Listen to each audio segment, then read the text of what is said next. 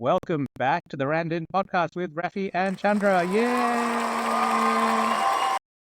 Huzzah! It was a little bit of a mini break from us for a couple of weeks, and that was predominantly because we were both I had visitors and you were traveling and docking your boat, and it was like a transition Yeah, point, let's just say. the little transition points are tricky. Yeah. But it was like I'm on a break, so it was like a break from a break. So we just thought we would catch you up on everything that's been happening, because I think it was like a solid month now that we haven't, Yeah, or like 3 weeks since we had an episode. So how are you? I'm all right. I'm back in Australia now. I'm in Aussie. Bunbury, indeed. Yeah, Australia, mate. Yeah, I'm back in Australia. However, it's bloody cold, man. So I was in Tenerife was the last place I was in. It was nice, 25 degrees. At night time, maybe down to about 20 degrees, high teens. Too hot. A little bit. There was one day of rain that was there as well, which was surprising. And then come down to Bunbury and it's like freezing. I've got the puffer jacket out. It's not. Okay. It's a little bit of a change, especially compared to. I had my puffy jacket going when I was in Greece when I first got on the boat, and now I'm like, oh no, it's back to puffy jacket weather. Well, I mean, I would have loved it if you had to come back to Melbourne, because right now, my dad has a handyman dude who is currently fixing the fence because there were such strong winds and bad weather that I think 10,000 people are still out without power at the moment. And it looked like snow. It was like not quite golf ball, but I think marble-sized hail, like covering the entire streets of Melbourne, just like last week. Yeah. So anyway, well, actually, I did have that once. Yeah, coming past Sardinia, there was a big hailstorm, and it was kind of weird. You look outside, the boat's just covered in hail, and you're like, what? That'd be interesting. Hailstorm on a boat. Oh. Yeah. I was mostly like, don't damage the solar panels, not by the solar panels. Do they? But yeah, it's been a bit of a weird weather year as well in the Mediterranean. There's been all sorts of like weird storm events, and there's always unforecast storms and stuff that happen, but they tend to follow a pattern as to the seasons and timings of them. But there's just been more and more and more often. You're one of those almost climate alarmists. Climate. Well, I don't know if it's. You're a climate alarmist, okay? Everyone knows global warming isn't real. There's clearly no global warming, but I have noticed that the climate seems to be changing. No, that's not what Peter Dutton has said, okay? Dutton says there's no such thing as climate change. However, the climate's just not the same as it used to be. The climate is always changing, I think is meant to be the line. And it is always changing, and it's becoming more unpredictable, which, if you live on a boat, that becomes a problem. At least on land, not such a problem. Keep a jacket in your pocket and you'll be right.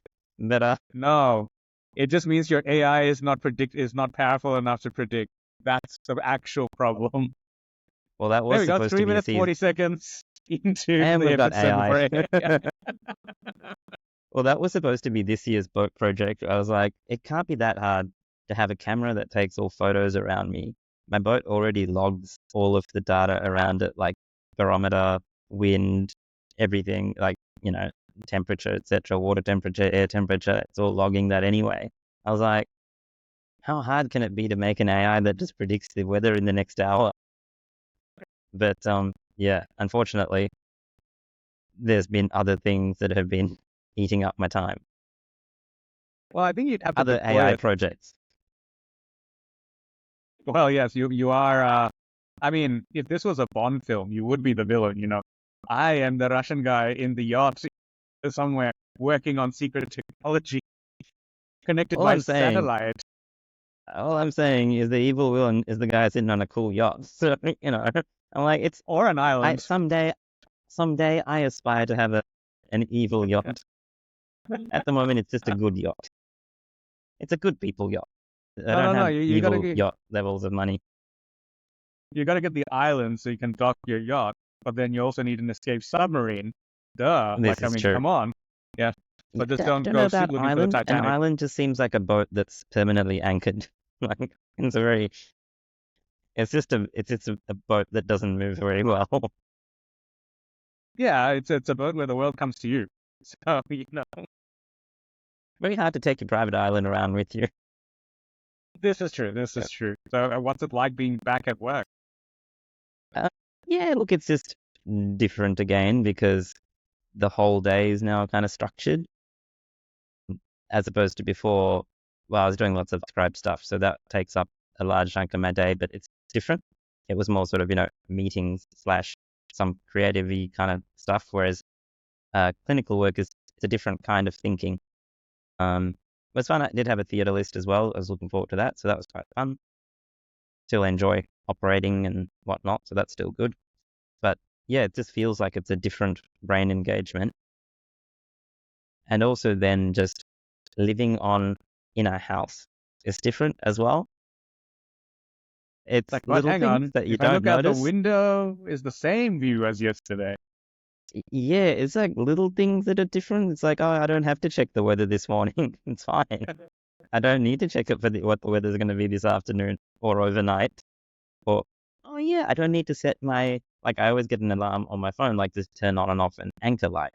So on the boat, there's like a light. If you're on anchor, you're supposed to turn the light on. Um, Again, why it's not automated, that's a different problem. But I have an alarm. So that alarm keeps going off for me. I'm like, yeah, no, I don't need to do that. Or, yeah, no, I don't need to do a lap around the house to check that everything's secure for the night. Yeah, fair enough. And is it different coming back this year as compared to last season? No, it's still a little bit of the same oddness, but I guess the difference is this time I'm only back for 2 months. So the last time I was back for 7 months or so it kind of felt like, okay, I'm back. Let me settle into it. Whereas this time it feels like, oh yeah, I'm just dropping by, just So stopping this by is the here for a break. couple of months. Yeah, this is just like this feels more like a break from boat life. It's like, Yeah. oh, let's just get a little bit of land time in. We'll turn on the tap to wash the dishes for a little bit too long. Ah, fair enough. Fair enough. But the That's boat's also starting to feel more and more like my home. And so there's stuff that, like, of course, you miss the ability to just jump off the back of the boat and go for a swim. But also little things I'm like, I've got a coffee machine here, which is the coffee machine I had, but I've got a different coffee machine on the boat. I'm like, oh, yeah, I wish I had the portafilter for that one. Just like little things which it feels like home. And it's like, even like, I've gotten quite accustomed to having a dishwasher. And it's like, oh, yeah, where's my dishwasher? the place you're in doesn't have a dishwasher? No, but No. yeah, it's just like these little things where the boat is starting to feel a bit more like home. So now when I'm coming other places, it's like, oh yeah, that's all right. Like I left my watch behind. I was like, oh yeah, no, I left it at home. I was like, oh yeah, home. Oh, that's really cool. Like the boat. That's yeah. So from my end, because this is the last 2 weeks here in Palo Alto and Stanford, Yeah. that's one of those things where because since our last episode, I've had a whole stack of visitors come. So I had my wife come and visit. You've been the tour guide. Um, yeah, yeah. So when she came, I'd only been here like a month or so. So I Yeah. felt kind of, oh, sorry, it was 3 weeks. So I just remember being like walking around trying to figure out where things were. And 3 weeks later, I was the local taking people around, showing them around. So I was like, okay, this feels a bit weird. And then while she was here, we ended up going to New York. So it's like, Yeah. visited family over there. And I was like, then did all these trips. Um, but as a result, I kind of got this hit of home again, and then it disappeared. Like Um, they've been gone for a while, and my brother came to visit and whatnot. And I think I finally hit that tipping point where then I started getting photos from home, and I'm like, oh, I think I'm ready to go back home. Like, like just for example, a couple of days ago, one of the guys from here, like really lovely dude, he's like the AI/ML engineer for the lab. He yeah. invited me to the place called the Bay Club, which is basically like it looks like a resort, like this massive, nice foyer. It has a gym, it has like a pool, Yeah. it has like a squash court and tennis courts and everything. Like, it Nice. also has this kind of sampler restaurant nearby and this sort of hangout area. So it's actually just this really nice deep complex. And we went to the sauna there. And then whilst I was sitting there, I was like, and he's like, yeah, isn't this nice? I'm like, you know what? When you come to Melbourne, just come to the one at my place. Just has Yeah, like it's the like view of the city. I have one too, But it was just those with a little view of Melbourne City at night. yeah. So it was like the little things are starting to remind me of like it's almost like because I've had the distance, it's like the distance makes the heart go fonder thing. I was like, Yeah. you know what, Melbourne's pretty awesome, and I'm ready to go back and like it's kind of like the whole seeing it with new eyes thing, and I'm looking forward to it now. And so as a result, I don't know if this is the same reason because like, I don't think it could be. But like when if you're interested in buying a car, you just start looking around and every other car is the same. Like you just go, oh yeah, everyone else has a RX-7 or whatever, right? Yeah. So just this week, I realized it's only 2 weeks to go. Like that. So that was in the morning. I recognized that. Went to meet like Dara again at the university. As I'm parking my bike, there's a guy and he's talking on the phone as I'm like looking at my bike. I'm like, that's weird. Does everyone sound Australian? Because he was like, yeah, bloody hell. And I was like, no, that's a very Australian thing. The Americans wouldn't say that. Yeah, no. Anyway, then I came home, was parking my bike in the bike shed thing here, and there were all these people around because unbeknownst to me, this place, they actually get like a bicycle repair mechanic to come like once every few months. And so the residents can just go get their bike checked out because why not? Sweet. Yeah. So anyway, this guy's like, oh yeah, you should get this checked out. I'm like, are you Australian? He's like, yeah. And he's from Perth. Right. And so I was WA like, represent. okay. Yeah. So I was like, yeah, so it's not just me just thinking everything sounds Australian because like now it's in my head that I've only got 2 weeks left. It's I've genuinely, for whatever reason, in this last little bit, been bumping into all the Aussies. You know what you sound like? You sound like the curry fob that's gone overseas to a new country and has found the other curry fobs and not ventures outside. You've essentially done that as like a second generation immigrant. So Well, the you're now thing is no that, longer finding the Bangladeshis. You've now found the Australians. oh no, I found the It's like, Bangladeshis too. what do you do? I went to San Francisco. Who'd you hang out with? Australians. Well, okay. I mean, I literally haven't met any other Australians up until the last 2 weeks. So I think I did well there. And the same thing with the Bangladeshis. Oh, okay. This is probably so. I obviously did primary school in Bangladesh before I moved to Australia, right? Yeah. So, and this is as much as I love to hate on Zuck and Meta, whatnot, somehow one of my friends from there found me online or something, and turns out that they've been on this WhatsApp group chat thing for years, and it's all the primary school people, right? Yeah. And so anyway, I got added on, but they kind of because everyone's all over the place. Like some are in UK, some are here in the US, Bangladesh, and some like in Thailand. So I have it on silent because otherwise, like when you're on call, it just dings at random Has times. a lot of dings. Yeah, but it turns out that one of the people there, she works as a senior product manager at Google. And so I've gone and done like a bike tour and seen the Android standards, and she's like, oh, what, like I can take you on a tour inside. And I'm like, really? And so like a few days ago, I got an internal tour, and it's like, it is literally what you see on like, the movies and TV. It is like the offices, like the way it's structured is like the bottom floor is cafe, restaurant, there's like a bowling alley, there's like a laundry service, you can get a haircut, or there's just these communal challenge things. There's like this place called Pedal Park where it's all these deconstructed bikes. So you get your team together to see and pedal as hard as you can to see if you can, like there's like little silly things like that, right? And just around everywhere is like little meeting booths and things if you want to do work, and then your actual offices are upstairs. And that's just like, I mean, we went to like 5 buildings and they were all constructed exactly the same way. And you like all the booths free. And so yeah, I did. And so there was like this other Bangladeshi guy as well that I didn't know, not from my school. So I was like, yeah, found my curry fob brothers, yeah. Brothers and sisters, I should say. So yeah. So that was actually like, got to be one of the highlights, was that'd be pretty cool. Checking out, like and it's like, all the It's Google interesting. Like bikes I are know there. some people are like the naysayers of that style are like, aha, but they've just trapped you so you don't leave work. Well, so I'm I was like, talking to her that about seems like a this. pretty good trap. Okay, this almost needs to be in the 6 degrees of separation thing. So how ridiculous is this, right? So also I was talking to her just last week or whatnot, maybe a month ago. Like the CCIM, the Creative Careers in Medicine. It's like this Mm. conference and Yep. podcast and stuff. So they featured this registrar who was, I think, ICU or critical care at some description, and she'd left med to join Google. And I was telling my friend about this, and she's like, "Oh, Jackie, yeah, she's in my team." What? Think about how ridiculous this is, right? The last time I saw my friend was 28 years ago, right? So, And she happened to be in Sydney like the week before I came here.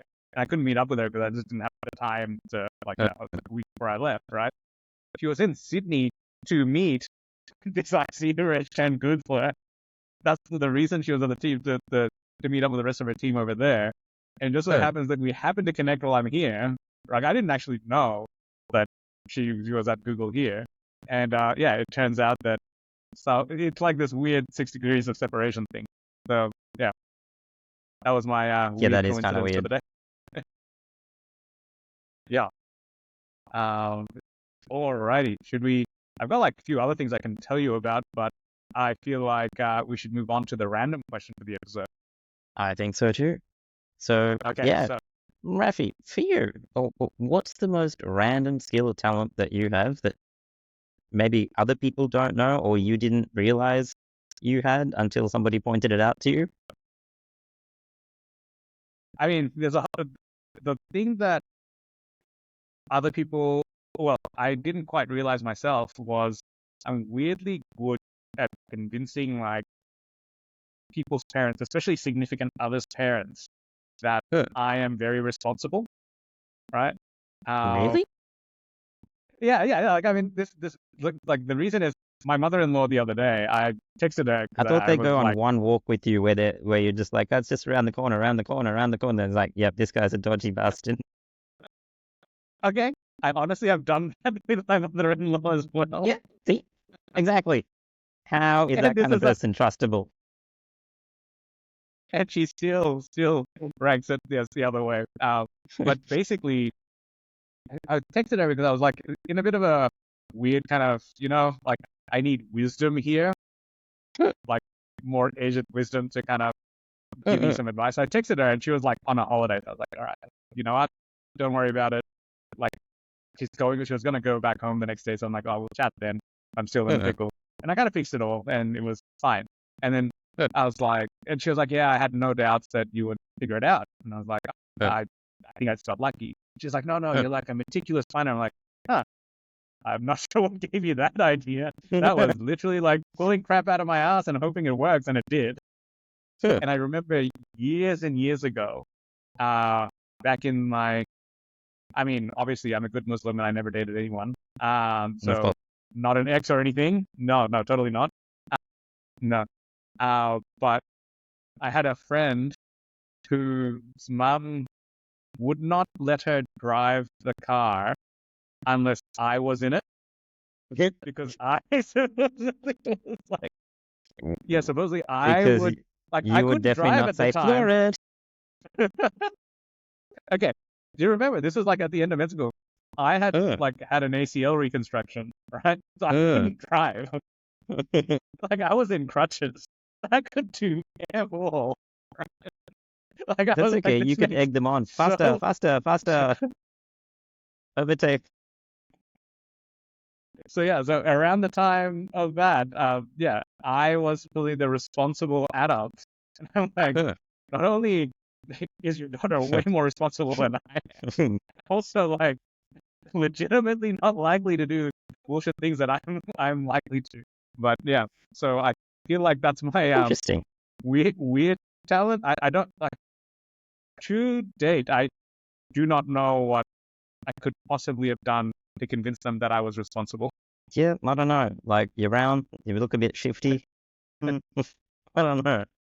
2 out of 10 would not trust. Well, I Yeah, think what about for you? me, for me, the thing I realized was speed reading or reading quickly. I only realized this recently when doing some product development stuff, but I think I tend to read stuff pretty quickly, and Hmm. I never really paid attention to that at all. It's just, normal reading speed. But then had a couple of times where I was reading things with other people, going through some documents and stuff, and was like waiting for people to move on to the next section. And then it became quite annoying.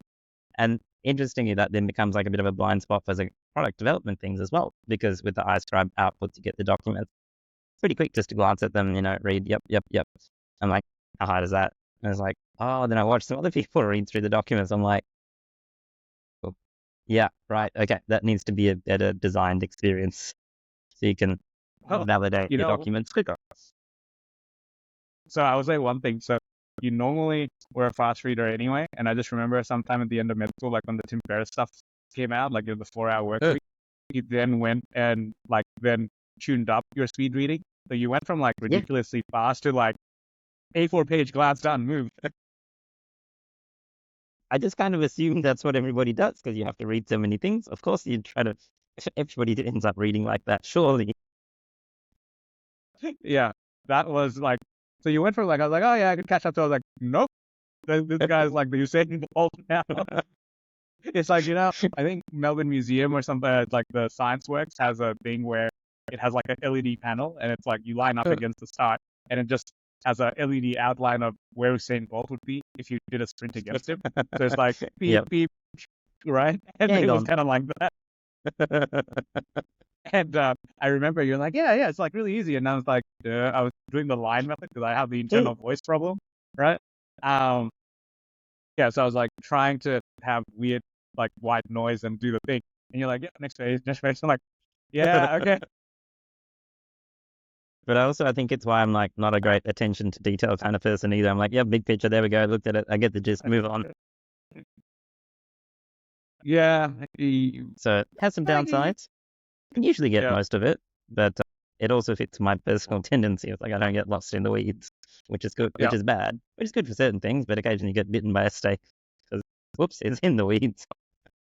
Dear listeners, I would like to point out that this person who supposedly doesn't get lost in the weeds is the person who sits in front of a computer in the weeds for like 12 straight hours and goes, hey, weren't you just going to work?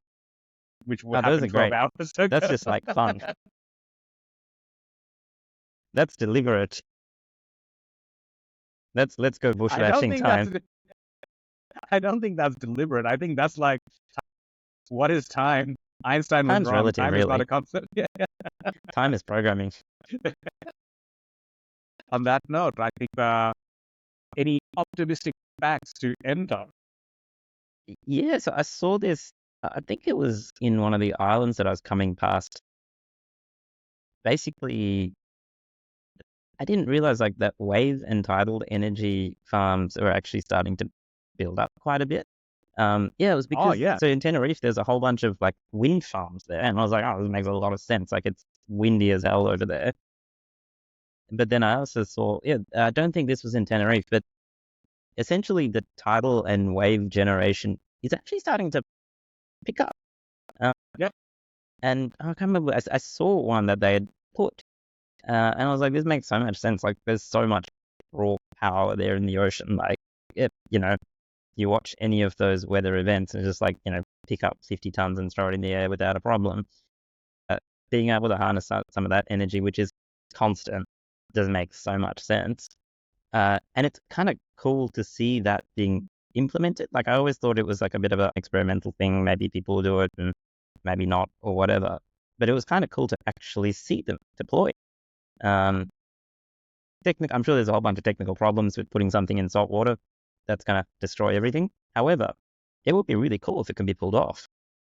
Well, there's actually two other things on that front that's coming out. One is a new version of solar panels that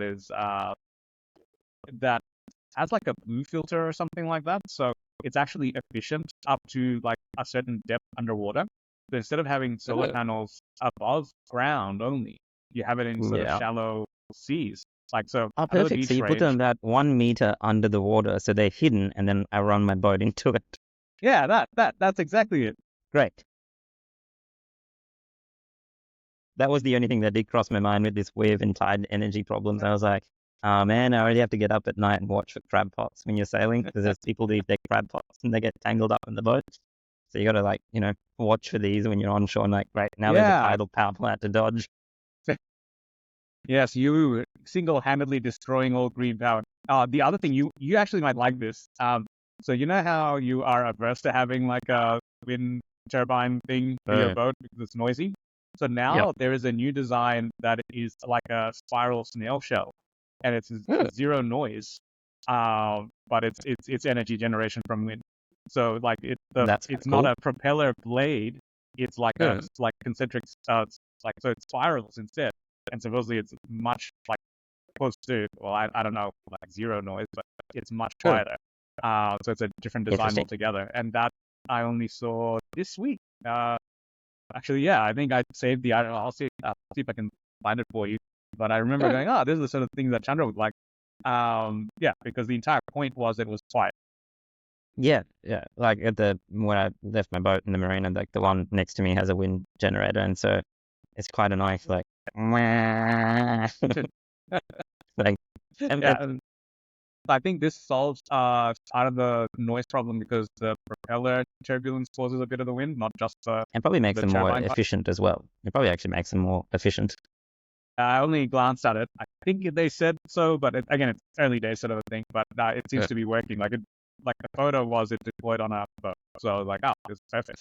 Uh, Actually, my optimistic fact is fusion as well. Sorry, energy uh, based, I should say, which is fusion. Um, so just about a month ago, um, so ever since I learnt about nuclear fission and fusion sometime in primary school or high school, wherever it comes up, everyone's kind of uh, been like going, and actually, it was kind of like, you remember the original Tobey Maguire Spider-Man? Like when Doc Octopus, so he's trying to build Can't a remember which fusion, one's like, which, but okay. anyway, like the villain's trying to build like with the robotic arms, like an artificial sun to power, like, and that's Uh, fusion. You're trying to build an right. artificial sun. The problem is like the sun is really hot. So how do you build Uh, something that's like as hot as a star on the planet without screwing everything up? And so they use uh, these giant magnets to contain the plasma, the tokamaks or the ITERs. There's different reactor designs, and everyone's trying to do this entire thing. So this is different to your Chernobyls and the Fukushima reactors, where they're kind of using um, the nuclear materials. Like you basically have nuclear radiation heating up the steam. This is uh, kind of like combining hydrogen together to form like I forget the element's name, deuterium, I think it's called. So just like the sun's fusion reaction, that's what they're trying to duplicate. uh, Uh, Mimic but it. so far, like in the last 30 years or so, ever since I first discovered it, it was always net negative because the amount of energy you needed in the essentially the To magnetic get it up coils to to that contain state. the field. Well, not just to contain it, and then the amount it Uh, required to get to ignition was like 3 times as much as it produced. Like it would last for like zero point 0.1 of a second, right? uh, So sometime at the end of last year, they had the first fusion net positive results, but because it's like this ridiculous amount of things going on, you couldn't prove it. But they repeated it 3 times now, and it only lasts like uh, 3 seconds, right? But remember, 30 years ago, or like I remember even like 10 years ago, it was measured in milliseconds. Now we're in number of uh, seconds, and we're net positive for the first time ever in like the history of nuclear energy fusion has yielded a net positive, like the amount of energy required to generate and contain the fields and the nice. ignition temperatures. Yeah, it's like, so like, we like, So what I'm it's hearing way far off. is,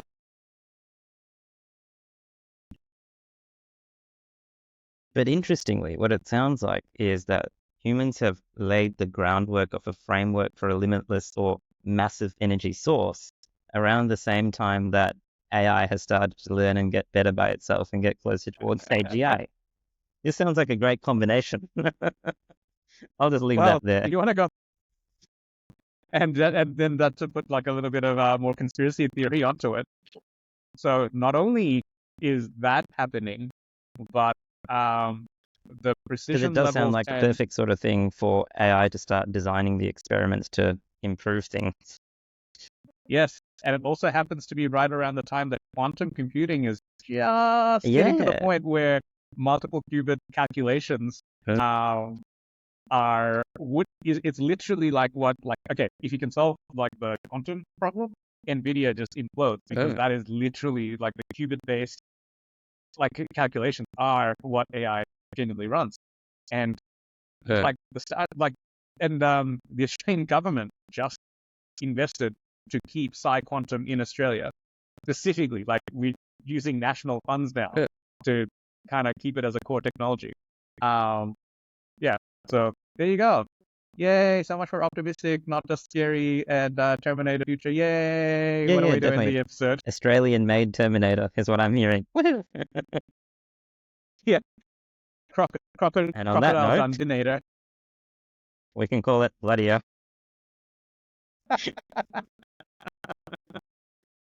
All right, thank you for listening to this. This I feel like was a true random episode on that ending. Oh, Remember we to just like and forgot to talk subscribe about and all Teslas. that. But anyway, No, can't go into that right now. It's been 30 minutes. We finally are on time for one episode. this is true. Yes, It do happens like and once in a subscribe while. and all that stuff. And leave us a comment. We haven't had one for a while, so we haven't actually done a growing up brown story. So either send us a This is message true. on Instagram at Brandon Podcast, or leave us a message on the Anchor, Spotify podcast, whatever it is. And on Spotify, you can drop us a question as well. And wherever you're listening, if you wouldn't mind just giving this a thumbs up or a rating, that helps us immensely, especially if you can leave a written review about what you liked about the episode. And with that, we will catch you next time. Bye. See you. Bye.